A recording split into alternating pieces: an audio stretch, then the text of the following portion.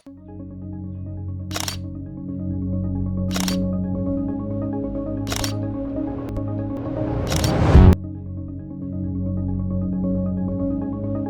वालेकुम बच्चों, क्या हाल चाल है? सब ठीक हैं? उम्मीद करते हैं सब खैरियत से होंगे। स्टडी हाउस के साथ मैं हूं आपका फिजिक्स टीचर मोहम्मद नदीम। अब हम देखते हैं कि स्कोप ऑफ फिजिक्स के फिजिक्स का एफएससी लेवल पे, इंटर लेवल पे स्कोप क्या है, कि आपने एफएससी लेवल पे कौन कौन सी फिजिक्स की ब्रांचेज हैं जो आपने पढ़नी है।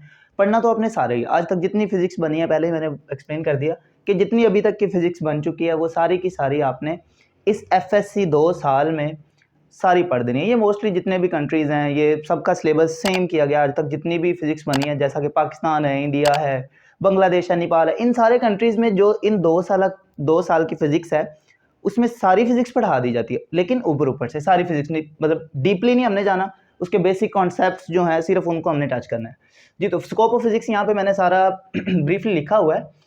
फिजिक्स है ना, जो मेजर फिजिक्स है, फिजिक्स को हम 2 ब्रांचेज में एक्चुअली कह लें कि कन्वर्ट करते हैं। जो इसकी बेसिक 2 ब्रांचेज हैं, 2 टाइप्स हैं कह लें। एक होती है मैक्रोस्कोपिक अप्रोच, दूसरी माइक्रोस्कोपिक अप्रोच। मैक्रो और माइक्रो। अब जो मैक्रो होता है ना, मैक्रो का मतलब भी आप लोगों को पता होगा कि बड़ी चीजें, लार्ज थिंग्स। मैक्रो और माइक्रो मीन्स छोटी थिंग्स, छोटी छोटी चीजें। अब मैक्रो मतलब बड़ी बड़ी चीजें, जैसा कि प्लैनेट्स हैं, सन है, मून है, इन सब से जो रिलेटेड फिजिक्स होगी, वो फिजिक्स जो इन सब की मोशंस को, इन सब के लॉज को एक्सप्लेन कर रही होगी, वो मैक्रोस्कोपिक अप्रोच होगी। लेकिन जो माइक्रोस्कोपिक अप्रोच है, ये छोटे लेवल पे जो छोटे छोटे पार्टिकल्स हैं, जैसा कि हमारे पास न्यूक्लियस होता है, उसमें एटम्स होते हैं, इलेक्ट्रॉन्स होते हैं, प्रोटॉन्स होते हैं, इन सारी चीज़ों को जो एक्सप्लेन करेगी फिजिक्स की टाइप, वो माइक्रोस्कोपिक। अब ये जो मैक्रोस्कोपिक अप्रोच है, मैक्रोस्कोपिक टाइप है, इसको क्लासिकल मैकेनिक्स भी कहा जाता है। इसको सिंपली ओल्ड मैकेनिक्स, या इसका एक और नाम है न्यूटोनियन मैकेनिक्स। इसमें जो मेजर फिजिस्ट जिसने ये क्लासिकल मैकेनिक्स या मैक्रोस्कोपिक फिजिक्स बनाई है, वो न्यूटन साहब है। अच्छा जी, क्लासिकल फिजिक्स इसका नाम है। पुरानी फिजिक्स 19th सेंचुरी से पहले की जितनी भी फिजिक्स डिराइव की गई, जितनी भी फिजिक्स बनाई गई, वो सारी क्लासिकल मैकेनिक्स है, और वो बड़े बड़े पार्टिकल्स के लिए है। इसके लॉज इसमें वैलिड नहीं है और इसके लॉज इसमें वैलिड नहीं है। कुछ लॉज ऐसे हैं भी जो कि क्लासिकल के क्वांटम मैकेनिक्स में जाके या क्वांटम फिजिक्स में जाके वैलिड हो जाते हैं, लेकिन मोस्टली ये दोनों डिफर करते हैं एक दूसरे से। अच्छा जी माइक्रोस्कोपिक जो है क्लासिकल फिजिक्स है, ये मजीद आगे 4 डिफरेंट ब्रांचेस में, 4 डिफरेंट टाइप्स में कन्वर्ट होती है। 4 डिफरेंट इसकी टाइप्स हैं। सबसे पहले मैकेनिक्स, उसके बाद थर्मोडायनेमिक्स, इलेक्ट्रोमैग्नेटिज्म, ऑप्टिक्स। ये 4 बेसिक है, मतलब इसकी जो आगे टाइप्स हैं क्लासिकल मैकेनिक्स जो पहले से बनाई गई, 4 इसकी डिफरेंट टाइप्स होगी, mechanics, thermodynamics, electromagnetism and optics. अब लग रहा होगा कि आप लोगों को ये तो थोड़ी सी फिजिक्स, अभी तक की जितनी 600 साल में फिजिक्स बनाएगी वो आपके बोर्ड पे लिखी है। ये दो माइक्रोस्कोपिक, मैक्रोस्कोपिक, 4 इसमें, और ये तो सिंगल होती है। ये तो अभी कह लें कि बन रही है। अभी इसके कुछ ऐसे लॉज हैं जो अभी कंप्लीट नहीं हुए, अभी इसकी बहुत सारी मजीद डिस्कवरीज आ रही हैं। अच्छा, अब इसकी ये जो 4 टाइप्स हैं, इनमें क्या है, मैकेनिक्स है, ये आपने फर्स्ट ईयर में पढ़नी है। थर्मोडायनेमिक्स का कुछ टच सेकंड ईयर में है। ये आप लोगों के जो सिलेबस है, एफएससी का स्कोप है, उसमें इसका बहुत कम टच दिया गया। बेसिक जो है सबसे ज़्यादा आपको मैकेनिक्स पढ़ाई गई है। उसके अलावा इलेक्ट्रोमैग्नेटिज्म, ये भी आप सेकंड ईयर में पढ़ेंगे, इसका भी बड़ा कंप्लीट एक बेसिक ओवरव्यू है। ऑप्टिक्स आप फर्स्ट ईयर में पढ़ेंगे। मॉडर्न सब फिजिक्स सारी की सारी आप सेकंड ईयर में पढ़ेंगे जी। तो अब ऑप्टिक्स में, सॉरी मैकेनिक्स में क्या होगा, मैं इसमें चैप्टर्स सारे नहीं लिखने जा रहा, मैं सिर्फ बताना जा रहा हूँ, एक ओवरव्यू देना चाह रहा हूँ कि मैकेनिक्स में दरअसल हम पढ़ते क्या हैं, हम पढ़ेंगे क्या मैकेनिक्स में। सिंपली आप रेवोल्यूशन मोशंस को देखते हैं, कार की मोशन है, और भी बहुत सारी मोशंस हैं। ये सारी मोशंस जिस टाइप में, जिस कहने के ब्रांच में एक्सप्लेन की जाती है, वो है मैकेनिक्स। इसके अलावा फ्रिक्शन है, फ्रिक्शनल फोर्स क्यों लगती है, फ्रिक्शनल फोर्स क्या होती है, ये सारी जो चीज़ें हम पढ़ेंगे वो भी मैकेनिक्स में होंगी। रॉकेट प्रोपल्शन है, रॉकेट मूव करता है, प्रोपल्शन इसकी होती है, इसकी लैंडिंग होती है, इसमें जो इसके सारे बेसिक प्रिंसिपल है वो भी मैकेनिक्स में आएंगे। साउंड वेव्स हैं, साउंड वेव्स ट्रैवल करती है, मैं बोल रहा हूँ, बाकी सारे नाज़रीन जो आप लोग सुन रहे हैं, आप तक ये आवाज़ कैसे पहुंच रही है, साउंड वेव्स की मदद से। ये जो हमने सारी चीज़ें पढ़नी, ये भी मैकेनिक्स में पढ़नी। मोशन ऑफ प्लैनेट्स, कि प्लैनेट्स जो मूव कर रहे हैं हमारी गैलेक्सी में, उनकी जो मोशन है वो भी हमने सारी मैकेनिक्स में पढ़नी है, ठीक है जी। अब इसके बाद आ जाती है थर्मोडायनेमिक्स। थर्मोडायनेमिक्स कह लें कि एक दूसरा नाम है। आप जैसे ही हम थर्मोडायनेमिक्स सुनते हैं ना, तो हमारे जहन में आ जाता है कि कोई हीट की कोई हीट से रिलेटेड कोई ऐसी चीज़ है जिसमें हमें टेम्परेचर वगैरह को मेजर करना है, ये सारी थर्मोडायनेमिक्स होती है। इसमें हम हीट को पढ़ेंगे डिटेल से, टेम्परेचर में देखेंगे हीट इंजन को किस तरह से बनाया जाता है, हीट इंजन की एफिशिएंसी को कैसे बढ़ा सकते हैं, हीट इंजन को किस तरह से हम बनाते हैं, वो सारा कुछ हमने इसमें पढ़ना है। रेफ्रिजरेटर, स्पॉन्टेनियस, ये सारे जो प्रोसेसेस हैं ये हमने थर्मोडायनेमिक्स में कवर करने हैं। आगे है जी इलेक्ट्रोमैग्नेटिज्म। इलेक्ट्रोमैग्नेटिज्म ये भी एक, इसको बड़ी कॉम्प्लिकेटेड सी एक टाइप समझा जाता है, लेकिन है बहुत आसान। सेकंड ईयर में आप लोग इसको पढ़ेंगे।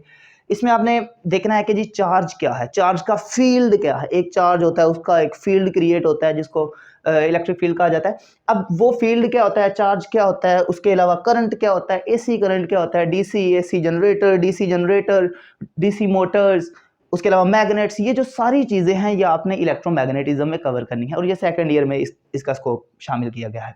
आगे आ जाती है ऑप्टिक्स। ऑप्टिक्स में क्या होता है जी कि आपने बहुत सारी चीज़ें देखी होंगी फिजिक्स में, आप लैब्स में जाते होंगे, आपने देखे होंगे मिरर्स देखे होंगे, लेंसेज देखे होंगे, ये जो सारी एक अलग से ब्रांच है ना फिजिक्स की, इस ब्रांच को जो हम स्टडी करते हैं वो उसको ऑप्टिक्स कहते हैं। अब ऑप्टिक्स में क्या क्या होगा, लाइट है, लाइट सन से इधर आ रही है, यहाँ पे बहुत सारी लाइट्स आ रही हैं, लाइट जिस स्पीड से मूव करती है, लाइट किस तरह से मूव करती है, वेव नेचर है इसका या पार्टिकल नेचर है। बाद में हम पढ़ेंगे कि ये डुअलिटी होती है, दोनों लाइट जो है वो वेव नेचर भी रखती है और पार्टिकल नेचर भी रखती है। उसके अलावा वेव्स क्या होती है, मिरर्स, लेंसेज, टेलीस्कोप का सारा हम देखेंगे, इससे हम रेनबो वगैरह कैसे बनती है, ये सारा कुछ हम जो जिस ब्रांच में पढ़ेंगे वो है ऑप्टिक्स। ठीक है, ये भी फर्स्ट ईयर में ही इंक्लूड की गई है। अच्छा जी, आगे है जी फिजिक्स की सेकंड कह ले ब्रांच या फिजिक्स की जो मेजर सेकंड टाइप है। ये बड़ी ही एक कॉम्प्लिकेटेड सी टर्म इसको समझा जाता है। ये वो वाली फिजिक्स है जो कि अभी बनाई जा रही है। इसमें जो मोस्टली फिनोमिनाज है, जिस साइंटिस्ट ने ये बनाई ज़्यादातर वो आइंस्टाइन है। ये 19th सेंचुरी के बाद की सारी फिजिक्स है।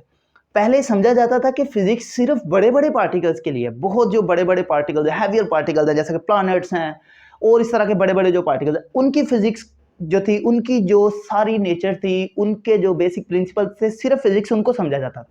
लेकिन लेटर ऑन बाद में ये सोचा गया कि सिर्फ फिजिक्स ये नहीं है, जो छोटे नैनो पार्टिकल्स हैं, जो एक न्यूक्लियस होता है उसमें इलेक्ट्रॉन्स, प्रोटॉन्स, न्यूरॉन्स, बहुत सारे जो छोटे छोटे पार्टिकल्स हैं, उनमें भी फिजिक्स छुपी हुई है, उनके भी बेसिक लॉज हैं। उन लॉज को एक्सप्लेन करने के लिए बाद में इलेक्ट्रॉनिक फिजिक्स बनाई गई, जिसको क्वांटम मैकेनिक्स या सिंपली मॉडर्न फिजिक्स, जो आजकल के दौर की जदीद फिजिक्स है, उसको नाम दे दिया गया जी मॉडर्न फिजिक्स। अब ये मॉडर्न फिजिक्स क्या है, इसमें भी आप, ये भी सेकंड ईयर के स्कोप में शामिल होती है। इसमें हमने देखना है एटम्स क्या होते हैं, बड़े छोटे छोटे पार्टिकल्स होते हैं। ये सारी ऐसी चीजें हैं जिनको हम कह रहे हैं नेकेड आई से इनको व्यू हम नहीं कर सकते। इनको देखने के लिए हमें फिर माइक्रोस्कोप्स वगैरह की भी जरूरत होती है। हम इन चीजों को छोटे पैमाने पे देखते हैं, इन चीज़ों को छोटे लेवल पे हमने इनको एक्सप्लेन करना है। एटम्स क्या होती हैं, एक्सरेज क्या होती हैं, एक्सरेज किस तरह से मूव करती हैं, क्या इनकी वेवलेंथ होती है, क्या इनका सारा प्रोसेस होता है, ये सारा कुछ हमने क्वांटम मैकेनिक्स में कवर करना है।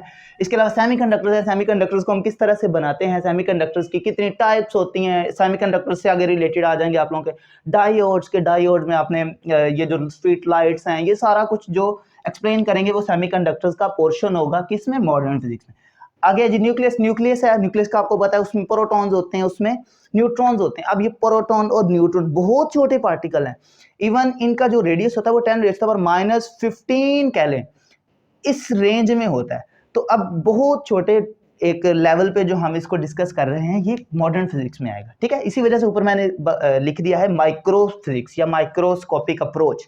अच्छा जी, प्रोटॉन्स, इलेक्ट्रॉन्स, न्यूरॉन्स, ये सारे आपको बता दिया गया। ये जो सारे टाइप है ये भी आपने सेकंड ईयर में पढ़नी है। ये क्वांटम मैकेनिक्स में, मॉडर्न फिजिक्स में शामिल होती है। ये सारी ऑप्टिक्स है, इलेक्ट्रोमैग्नेटिज्म है, थर्मोडायनेमिक्स है या मैकेनिक्स है। अभी तक की जितनी फिजिक्स बनाई गई वो इन बेसिक टाइप्स से ही आगे डिस्कवर की गई। अब आप सोच रहे होंगे कि और भी बहुत सारी हमने तो टाइप्स इसकी देखी हैं। वो दरअसल जो टाइप्स हैं, ये एक जैसे मैकेनिक्स है, तो मैकेनिक्स कोई एक छोटी ब्रांच नहीं है। मैकेनिक्स के ऊपर कितनी सैकड़ों किताबें हैं, तो एक मैकेनिक्स को पढ़ने के लिए हमें बहुत अरसा लग सकता है। तो इस एक सिंपल मैकेनिक्स को हमने जो बेसिक आपके लॉज होंगे, जितनी मैकेनिक्स अभी तक बनी है, उसका जो एक ओवरव्यू है वो आप लोगों ने एफएससी में पढ़ लेना है। थर्मोडायनेमिक्स का भी बिल्कुल इसी तरह, इलेक्ट्रोमैग्नेटिज्म का, ऑप्टिक्स का, मॉडर्न फिजिक्स का। ये तो था जी फिजिक्स का स्कोप कि आप लोगों ने इंटर में फिजिक्स दरअसल पढ़नी कौन सी है, कौन सी ऐसी फिजिक्स होगी जो आप लोगों ने पढ़नी। तो जितनी फिजिक्स बनी वो सारी आपके सामने लिखी हुई है, ये सारा कुछ आपने एफएससी में पढ़ना है। इसके बाद हम देखते हैं कि जी फिजिक्स का टेक्नोलॉजी से क्या ताल्लुक है, मतलब फिजिक्स को हमने बनाया, हम क्यों बना रहे हैं, इतनी सारी फिजिक्स हमने इतने रोले डाले हुए हैं कि फिजिक्स को बनाना है, यूनिफिकेशन करनी है, रिडक्शनिज्म करना है, फिजिक्स की स्कोप देखा, ये सारा कुछ हम क्यों कर रहे हैं? हमें चाहिए अपनी सोसाइटी में बेहतरी, हम सोसाइटी में अपनी जो हमारा इर्द गिर्द है, हमारा इन्वायरमेंट है, इस इन्वायरमेंट में हम बेहतरी लाना चाहते हैं, हम इसको मजीद से मजीद अच्छा बनाना चाहते हैं। तो इसके लिए हमें क्या करना पड़ता है, हम इसके लिए न्यू टेक्नोलॉजीज को कैन इंट्रोड्यूस करवाते हैं। अब वो न्यू टेक्नोलॉजीज किस तरह से आ रही हैं, अब वो न्यू टेक्नोलॉजीज जिसको हम जो इंट्रोड्यूस करवाते हैं वो कैसे करवाते हैं, वो सारा फिजिक्स से ही किया जाता है। जैसे ही कोई नई टेक्नोलॉजी आती है, उस नई टेक्नोलॉजी से एक फिजिक्स की नई ब्रांच का जन्म होता है। फिजिक्स की जो नई ब्रांच है उसने फिर मजीद कोई टेक्नोलॉजी बनानी है, उस टेक्नोलॉजी से हमारी जो सोसाइटी है उसने बेहतर से बेहतर होते जाना है। तो अब हम देखते हैं कि फिजिक्स में फिजिक्स का टेक्नोलॉजी से क्या ताल्लुक है। हम फिजिक्स को टेक्नोलॉजी के साथ रिलेट कर रहे हैं कि असल में फिजिक्स जो हम बना रहे हैं, इतनी सारी हमने फिजिक्स को बनाया, अब उस फिजिक्स को किस तरह से हम अपनी सोसाइटी में यूज़ कर सकते हैं, किस तरह से टेक्नोलॉजी है वो न्यू टेक्नोलॉजीज़ को इंट्रोड्यूस करवाया जाता है with the help of physics. Physics की हेल्प से हम नई टेक्नोलॉजीज़ को बनाते हैं। अब हम टेक्नोलॉजी का इंट्रोड्यूस क्यों करते हैं, हम टेक्नोलॉजी को इंट्रोड्यूस क्यों करते हैं, उसकी रीज़न ये है कि हमारी सोसाइटी में कुछ नई चीज़ें, कुछ अच्छी चीज़ें बनाने की ज़रूरत होती है। हम दिन ब दिन तरक्की की तरफ जा रहे हैं, दिन ब दिन हम चाहते हैं हमारे पास कुछ नई चीज़ें देखने को मिलें, कुछ नई चीज़ें बने, कुछ ऐसी चीज़ें पुरानी हों जो कि इम्प्रूव हो जाएँ। तो ये सारा काम करने के लिए हम क्या करते हैं, हम नई टेक्नोलॉजी को इंट्रोड्यूस करवाते हैं, हम नई टेक्नोलॉजीज़ बनाते हैं। अब वो नई नई टेक्नोलॉजीज़ अगर मैंने को फ़र्ज़ करें बनानी है, लेट्स सपोज़ मैंने यहाँ पे एक एग्ज़ाम्पल कोट किया कि स्टीम इंजन पहले दौर में हुआ करते थे, अब तो खैर बंद हो गए हैं। स्टीम इंजन्स जो होते थे ना, इनकी एफिशिएंसी एक होती थी, इनका एक रेट होता था कि एक रेट के मुताबिक इन्होंने हमें आउटपुट देना है। तो अगर मैं चाहता हूँ मैं उसकी एफिशिएंसी को इंक्रीज़ कर दूँ, अब एफिशिएंसी इंक्रीज़ करने का क्या मतलब है कि जो वो आउटपुट पहले दे रहा था, उस आउटपुट को मैं बढ़ाना चाह रहा हूँ। अगर उसकी मैं एफिशिएंसी को इंक्रीज़ करना चाहता हूँ, मीन्स मुझे क्या है, मुझे एक नई टेक्नोलॉजी चाहिए।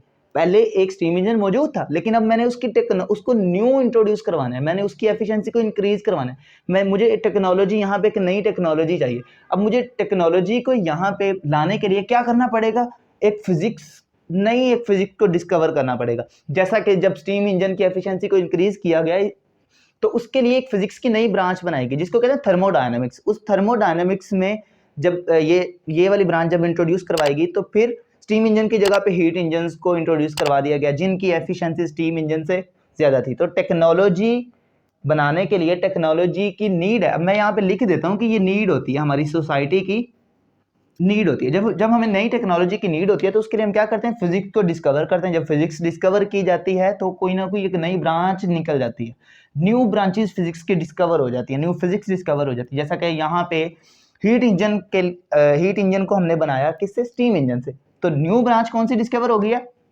थर्मोडायनेमिक्स। अब इसका फायदा क्या है, जब हीट इंजन आ गया तो उसका फायदा तो सोसाइटी को है, सोसाइटी में जो लोग रह रहे हैं उनको है। जहां पे वो स्टीम इंजन यूज कर रहे थे, अब वहां पे वो हीट इंजन यूज करेंगे, उसकी एफिशिएंसी स्टीम इंजन से ज्यादा है। तो फिजिक्स का इनडायरेक्टली जो फायदा मिल रहा है वो हमारी सोसाइटी को मिल रहा है। अब इसका बिल्कुल रिवर्स भी जा सकते हैं कि अगर फर्ज करें मैं कहता हूँ मुझे कोई नई टेक्नोलॉजी चाहिए, मैंने किसी मेरे पास फिजिक्स तो ऑलरेडी मौजूद है, मैं फिजिक्स से कोई नई टेक्नोलॉजी इंट्रोड्यूस करवाना चाहता हूँ, तो वो भी आप करवा सकते हैं। जैसे ये नीचे देखें, लेट्स सपोज मेरे पास ये फिजिक्स है, फिजिक्स में हमने पीछे अभी हमने पढ़ा है कि जी इलेक्ट्रोमैग्नेटिज्म में कि सेमीकंडक्टर्स या जो हम डायोड्स वगैरह बनाते हैं, सेमीकंडक्टर्स डायोड्स को हमने पहले से बना लिया, हमने बनाना सीख लिया। अब वो जो क्रिएट हो चुके हैं, अब उसका हम फायदा क्या होगा, हमने उनको बनाया, उसकी कोई ना कोई रीजन भी तो होगी ना। तो अब ये है हमारे पास फिजिक्स, ये क्या है जी, फिजिक्स। अब इस फिजिक्स से मैंने क्या करना है, मैंने एक नई टेक्नोलॉजी को मुतारफ करवाना है, नई टेक्नोलॉजी इंट्रोड्यूस करवानी है। तो अब सिलिकॉन, अच्छा ये जो सेमीकंडक्टर्स होते हैं ना, सेमीकंडक्टर्स से हम पीएन जंक्शन, वहां से फिर कुछ डायोड्स क्रिएट करवाते हैं। वो जो डायोड्स होते हैं ना, उन डायोड्स से आगे हम मजीद ट्रांजिस्टर वगैरह बनाते हैं। ट्रांजिस्टर्स को सिंपली सिलिकॉन चिप्स कहा जाता है। ये जो आईसीज वगैरह में, कंप्यूटर मोबाइल्स की आईसी में यूज़ किए जाते हैं, वो सारी सिलिकॉन चिप्स होती है, ट्रांजिस्टर जो लगाए जाते हैं। अब ये जो ट्रांजिस्टर्स हैं ना, या ये जो सिलिकॉन चिप्स हैं, इनकी मदद से हमने क्या किया, लैपटॉप, पहले दौर में कंप्यूटर थे जो पुराने होते थे, उनकी जगह पे हमने लैपटॉप्स इंट्रोड्यूस करवाया। अब पहले वैक्यूम ट्यूब्स हुआ करती थी, पुराने दौर के जो कंप्यूटर थे वहाँ पे वैक्यूम ट्यूब्स थी। अब वैक्यूम ट्यूब्स की जगह पे हमने जब ट्रांजिस्टर का यूज़ किया, तो फिजिक्स का हमने यूज़ किया, ट्रांजिस्टर्स को हमने फिजिक्स में डिस्कवर किया हुआ है। अब फिजिक्स को हम यूज़ कर रहे हैं टेक्नोलॉजी में, फिजिक्स का यूज़ किया टेक्नोलॉजी में, टेक्नोलॉजी को मज़ीद से मज़ीद बेहतर बनाने के लिए, नई टेक्नोलॉजी इंट्रोड्यूस करवाने के लिए। तो लैपटॉप्स, कंप्यूटर, मोबाइल्स वगैरह में हम इन सेमीकंडक्टर्स, इन सिलिकॉन चिप्स का यूज़ करते हैं। तो फिजिक्स और टेक्नोलॉजी इंटर रिलेटेड, इसका फ़ायदा किसको है? सोसाइटी को। एक और यहाँ पे मैंने लिखी है इलेक्ट्रोमैग्नेटिक वेव्स होती हैं कुछ, इलेक्ट्रोमैग्नेटिक वेव्स ये आप लोग आगे जाके सेकंड ईयर में बड़ी डिटेल से पढ़ेंगे, इनको प्रोपागेट कैसे करते हैं, किस तरह से इनको बनाते हैं। बहरहाल इलेक्ट्रोमैग्नेटिक वेव्स से हम कम्युनिकेशन सिस्टम बनाते हैं। ये जो सारी चीज़ें इधर लिखी हुई है ना, लैपटॉप है, कंप्यूटर है, मोबाइल है, ये लैपटॉप, कंप्यूटर, मोबाइल्स, अब इन्होंने वर्कआउट कैसे करना है? मुझे कॉल आती है, मैं कैसे उसको पिक करता हूँ? वो इलेक्ट्रोमैग्नेटिक वेव्स हैं जो सैटेलाइट से या व्हाटएवर किसी भी टावर से मेरे पास इलेक्ट्रोमैग्नेटिक वेव्स पहुंच रही हैं, उन वेव्स की मदद से मैंने कोई भी कम्युनिकेशन करनी है तो वो पॉसिबल होगी। तो physics, this one is again physics and this side is technology। और इसका फायदा किसको हो रहा है? इसका फायदा सारे का सारा हमारी सोसाइटी को हो रहा है। जैसे ही अच्छी इलेक्ट्रोमैग्नेटिक वेव्स होंगी, अच्छा कम्युनिकेशन सिस्टम बन जाएगा, तो हम इसको मजीद बेहतरी की तरफ ले जा सकते हैं। तो ये तो था सारा हमारा एक ब्रीफ सा ओवरव्यू कि फिजिक्स टेक्नोलॉजी में कैसे यूज हो रही है और न्यू टेक्नोलॉजीज बनाने के लिए हम फिजिक्स का कैसे यूज करते हैं और अपनी सोसाइटी को कैसे बेहतर से बेहतर बना सकते हैं। जी तो बच्चों, ये था हमारा आज का टॉपिक से रिलेटेड कोई भी क्वेश्चन हो, कोई भी आपको कंफ्यूजन हो, तो आप कमेंट सेक्शन में आसानी से पूछ सकते हैं, आप लोगों को रिप्लाई किया जाएगा, रिस्पांस किया जाएगा।